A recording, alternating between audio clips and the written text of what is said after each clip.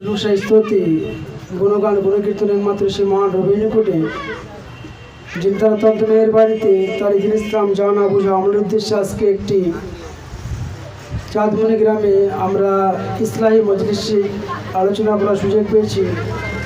আমরা সেই রবির নিকটে শুকরিয়া জ্ঞাপন করি, সকলে বলি আলহামদুলিল্লাহ। যেই মহান সৃষ্টিকর্তা এই পৃথিবীর বুকে এমন একটি গ্রন্থ প্রেরণ করেছেন, যে গ্রন্থ 1450 বছর অতিবাহিত হওয়ার পরেও বিন্দুমাত্র ত্রুটি বিচ্যুতি, বিন্দুমাত্র পরিবর্তন এবং কি সংযোজন বিয়োজন করা গোটা মানব জাতির পক্ষে সম্ভব হয়নি এবং কি কিয়ামত পর্যন্ত সম্ভব হবে না। আমরা সেই মহান রবের নিকটে আরেকবার অন্তরস্থল থেকে শুকরিয়া জ্ঞাপন করব, সকলে বলি আলহামদুলিল্লাহ। তারপরে পৃথিবীর সর্বশেষ এবং চূড়ান্ত রাসূল মুহাম্মদ রাসূলুল্লাহ সকলে বলি সাল্লাল্লাহু আলাইহি সাল্লাম, তিনার উপরে শত কোটি শান্তি দ্বারা বর্ষিত হোক। আল্লাহুম্মা সাল্লি আলাইহি ওয়া আল্লাহুম্মা বারিক আলাইহি। সম্মানিত উপস্থিতি, আজকে সংক্ষিপ্ত পরিসরে আলোচনা করব যে what is the purpose of our life, অর্থাৎ আমাদের জীবনের উদ্দেশ্য কি। আজকে আমরা পৃথিবীতে এসেছি, মনুষ্য জাতি চলাফেরা করছি, আবার একদিন আমরা মারা যাব, কিন্তু আমাদের এই জীবনের উদ্দেশ্য কি, আমাদের জীবনের লক্ষ্যটা কি, এই লক্ষ্যকে আমরা কোনো সময় স্থির করতে পারি না। শুরুতে একটা কথা বলতে চাইছি যে যাদের জায়গা রয়েছে বসে যান, আর যারা বসার জায়গা নেই আপনারা একটু মন দিয়ে শুনুন, বেশিক্ষণ আলোচনা হবে না, একটু মন দিয়ে শুনুন। তো আমাদের জীবনের উদ্দেশ্য লক্ষ্যটা কি এবং কী হওয়া উচিত। আজকে আমরা সারা বিশ্ব ব্রহ্মাণ্ডে 200 কোটি প্লাস মুসলিম হয়ে গেছি, কিন্তু বেশিরভাগ মুসলিমের ক্ষেত্রে দেখা যাচ্ছে ইসলাম সম্পর্কে অজ্ঞ, দিন ইসলামের জ্ঞান নেই, নামাজ থেকে দূরে সরে গেছে, গান বাজনা স্থান দিয়েছে নিজের জীবনে। পরিবারগুলো থেকে ইসলামের যে বেসিকগুলো সেগুলো আজকে উঠে গেছে। পরিবারের মধ্যে গান, ফানি ভিডিও, যুবকদের মধ্যে পাবজি, ফ্রি ফায়ার, প্রাপ্তবয়স্কদের মধ্যে বিভিন্ন চায়ের দোকানে আড্ডা, বিভিন্ন বাজারে গিয়ে ঘুরে বেড়ানো, আরও বিভিন্ন সমস্যা। মা বোনদের মধ্যে সমস্যা, বেপরদা। ছোটো ছোটো মেয়েরা স্কুল কলেজে যায়, যখন যারা স্কুল কলেজে পড়ে যুবতী মেয়েরা বেপরদায় চলে যায়। এই যে পরিবারের মধ্যে, সমাজের মধ্যে হাজারো ধরনের সমস্যা, এই সমস্যার একটা মূল কারণ সেটা হচ্ছে যে ইসলাম সম্পর্কে অজ্ঞতা এবং নিজেদের জীবনের এইম, নিজেদের জীবনের লক্ষ্য সম্পর্কে আমরা লক্ষ্য থেকে বিচ্যুত হওয়া। আমাদের জীবনের কোনো অ্যাম্বিশন নেই, আমাদের জীবনে কোনো এইম নেই, আমাদের জীবনে কোনো লক্ষ্য নেই যে আমাদেরকে আল্লাহ সুবহানাহু ওয়া তাআলা পাঠিয়েছেন, আমাকে কি করতে হবে, এরপরে আমাকে কোথায় যেতে হবে, তারপরে আমার কার সামনে দাঁড়াতে হবে, তারপরে আমার হাসর নাসর হবে, সেখানে আমার সাহায্যকারী কে হবে, এগুলো নিয়ে আমাদের কোনো মাথা ব্যথা নেই। আমরা মনে করছি আমরা ঠিক চলছি। মনে করেন একটা উদাহরণ, মনে করেন আপনাদের এই গ্রামটার নাম চাঁদমণি না? আপনারা একটু আসুন, বসুন, একটু একজন থাকুন এখানে। চাঁদমণি গ্রাম, এই গ্রাম দিয়ে একজন লোক যাচ্ছে, দিয়ে আপনাকে অচেনা লোক দিয়ে বলছে যে এই জায়গাটার নাম কি। আপনারা কি বলবেন? চাঁদমণি। তো আপনাকে জিজ্ঞাসা করলো যে এই রাস্তা কোথায় গেছে। তা আমরা নর্মালি কি জিজ্ঞাসা করি যে কোথায় যাবেন আপনি। তো আপনি জিজ্ঞাসা করেন যে আপনি কোথায় যাবেন, সে বলছে আমি জানি না। তখন আপনি পথিক কী জিজ্ঞাসা বলবেন যে আপনি যেখানে যেতে পারেন, কোনো সমস্যা নেই। মানে একজন লোক আসছিল, জিজ্ঞাসা করলো যে এই রাস্তাটা কোথায় গেছে, আপনি জিজ্ঞাসা করলেন যে আপনি কোথায় যাবেন, সে বললো আমি জানি না। তাহলে আপনি কি বলবেন? যে আপনি যেখানে খুশি যেতে পারেন, কোনো সমস্যা নেই। তার মানে কি সেই পথিকের, সেই ব্যক্তির কোনো উদ্দেশ্য নেই যে সে কোথায় যাবে।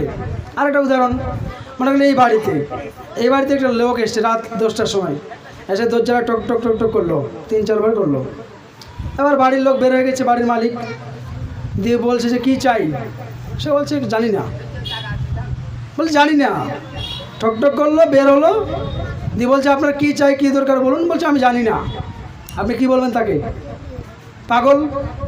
যে আমাকে হয়তো বলবে কিছু, গ্রামের লোক যদি কেউ টকটক করে কোনো প্রয়োজন আছে, তো দরজা টোক করলো, নক করলো, আপনি বেরোলেন, বলছে আমি জানি না, তার মানে সে পাগল। তো আজকে আমরা যারা বসে আছি বেশিরভাগই সেইভাবেই, যে আমাদের জীবনে কোনো উদ্দেশ্য লক্ষ্য ছাড়াই আজকে আমরা জীবনকে অতিবাহিত করছি। আমরা আজকে নামাজ থেকে দূরে সরে গেছি, ইসলাম থেকে দূরে সরে গেছি। আজকে আমাদের পরিবারগুলো থেকে বেনামাজি, আজকে আমাদের পরিবারগুলো থেকে গান বাজনা, বিভিন্ন রকমের গুনার সঙ্গে আমাদের পরিবারগুলো ওতপ্রোতভাবে জড়িত। আজকে আমাদের যুবক ভাইরা বিভিন্ন জায়গায় ক্রাম বোর্ড, বিভিন্ন জায়গায় পাবজি, ফ্রি ফায়ার, বিভিন্ন নারীকে কল করা, মানে আমাদের জীবনের উদ্দেশ্য কোনো কিছু নেই। আমরা খালি খাও দাও ফুর্তি করো, দুনিয়াটা মস্ত বড় করে জীবনটাকে পার করে দিচ্ছি। আল্লাহ তাআলা বলছেন পৃথিবীতে মানব জাতিকে, মনুষ্য জাতিকে সৃষ্টি করেছেন আল্লাহ সুবহানাহু ওয়া তাআলা। সুন্দর চক্ষু দান করেছেন, সুন্দর হাত পা দিয়েছেন, কথা বলার জন্য একখানা মুখ দিয়েছেন, শ্রবণ করার জন্য কর্ণ দিয়েছেন, কথা বলার জন্য জিহ্বা দিয়েছেন। আল্লাহ সুবহানাহু ওয়া তাআলা তিনি যে এত সুন্দর করে সৃষ্টি করেছেন, এই আল্লাহ সুবহানাহু ওয়া তাআলা তার উদ্দেশ্য বলছেন যে বান্দা, তোমাকে আমি পৃথিবীতে পাঠিয়েছি, আমার একটা উদ্দেশ্য রয়েছে। তোমাকে পৃথিবীতে পাঠানোর জন্য আমার একটাই উদ্দেশ্য। আল্লাহ তাআলা বলছেন পবিত্র কোরআন খুলুন, সূরা জারিয়াত সূরা 51 আয়াত নাম্বার 56, ওয়ামা খালাকতুল জিন্না ওয়াল ইনসা ইল্লা লিয়াবুদুন। পৃথিবীতে মানুষ জাতিকে এবং জিন জাতিকে আমি সৃষ্টি করতাম না, তবে তাদেরকে সৃষ্টি করার একটাই মাত্র লক্ষ্য, একটাই উদ্দেশ্য, ইল্লা লিয়াবুদুন, মানব জাতি মনুষ্য সৃষ্টি যেন আল্লাহর ইবাদত করে। তো আজকে আমাদের পরিবারগুলোতে 10 জন লোক 2 জন নামাজ পড়ি, বাকি 8 জনই পড়ি না। 5 জন লোক বাড়ির বুড়া যে সে নামাজ পড়ে, বাকি 4 জন নামাজ পড়ি না। তার মানে 1 নম্বর ফল্ট, আমাদের জীবনের উদ্দেশ্য সম্পর্কে জানি না, তার জন্য আজকে আমরা বেনামাজি, নামাজ থেকে দূরে সরে গেছি। আজকে নামাজ পড়ছে কারা? যুবকরা পড়ে না, যারা মহিলা বাড়ির মা সেও পড়ে না, যারা বাড়ির যারা যুবক সেও নামাজ পড়ে না, যুবতী সেও নামাজ পড়ে না। নামাজ পড়ছে কে? নামাজ পড়ছে হচ্ছে আপনার ওই যে বুড়া দাদু আর ওই যে বুড়ি দাদি, তারা নামাজ পড়ছে। আর বাকি মানে তারা আর মুসলিম নেই। তারা এটা প্রমাণ করছে যে আমরা আর মুসলিম নই। মানে যদি সত্যিকারে আমরা মুসলিম হতাম তাহলে আমাদের পরিবারের মধ্যে সবাই নামাজ পড়তো, কেউ নামাজহীন অবস্থায় থাকতো না। 2 নাম্বার, যে আজকে আমাদের পরিবারগুলো উদ্দেশ্যহীন, জীবনে কোনো পারপাস নেই, কোনো লক্ষ্য নেই, কোনো এইম নেই। এর একটা মূল কারণ হচ্ছে ইসলাম সম্পর্কে অজ্ঞতা। আল্লাহ তাআলা কুরআনুল কারীম নাজিল করেছেন, 6236টা আয়াত দিয়েছেন এবং 114টি সূরা দিয়েছেন, 30 পারা দিয়েছেন। আল্লাহ তাআলা প্রথম যে আয়াত নাজিল করেছেন, খুলুন পবিত্র কুরআন সূরা আলাক সূরা নাম্বার 96 আয়াত নাম্বার 1, ইকরা বিসমি রাব্বিকাল্লাযী খালাক খালাকাল ইনসানা মিন আলাক, পড়ো তোমার প্রভুর নামে যিনি তোমাকে সৃষ্টি করেছেন।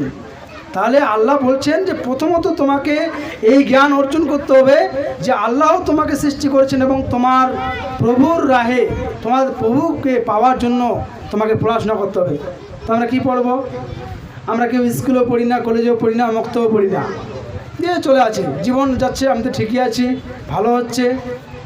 আল্লাহ তাআলা আরও বলছেন প্রথমত পড়ো তোমার প্রভুর নামে যিনি তোমাকে সৃষ্টি করেছেন, এবং আল্লাহ তাআলা বলছেন পবিত্র কুরআন সূরা মুহাম্মদ সূরা নাম্বার 47 আয়াত নাম্বার 19, ফা'লাম আন্নাহু লা ইলাহা ইল্লাল্লাহ। প্রথমত এই জ্ঞানটা অর্জন করো যে আল্লাহ ছাড়া সত্য কোনো উপাস্য নেই, সত্য কোনো মাবুদ নেই, আল্লাহ ছাড়া সত্য কোনো পালনকর্তা নেই, আল্লাহ ছাড়া সত্য কোনো রিজিকদাতা নেই, আল্লাহ ছাড়া সত্য কোনো মানে ক্ষমতাশীল, আল্লাহ ছাড়া কেউ নেই। এই জ্ঞানটা আমাদের প্রয়োজন আছে। আল্লাহ, হ্যাঁ আল্লাহ লা ইলাহা ইল্লাল্লাহ বলবো, জান্নাত চলে যাব। জান্নাত তো সহজ নয়, আপনি আমি বললেই হবে না। জান্নাত যেতে চাইলে জান্নাতের আমল করতে হবে।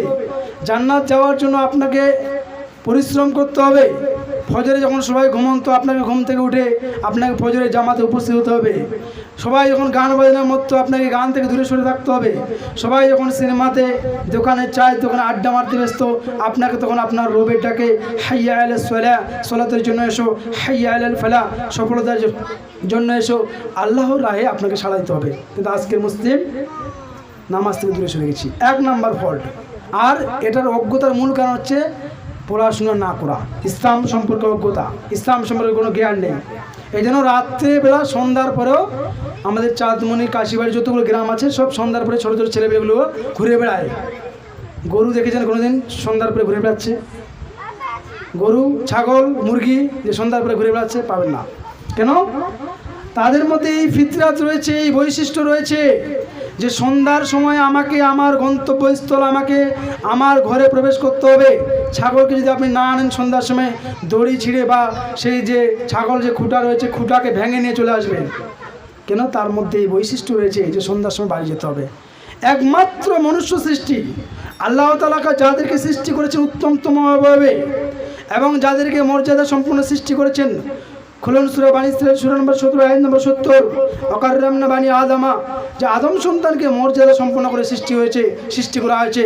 আল্লাহ তাআলা আরও বলছেন যে লাকাদ খালাকনাল ইনসানা ফি আহসানি তাকওয়িম, সূরা 3 95 নম্বর সূরা 6 নম্বর আয়াত, যে আল্লাহ তাআলা মানব জাতিকে উত্তমতম অবয়বে সৃষ্টি করেছে।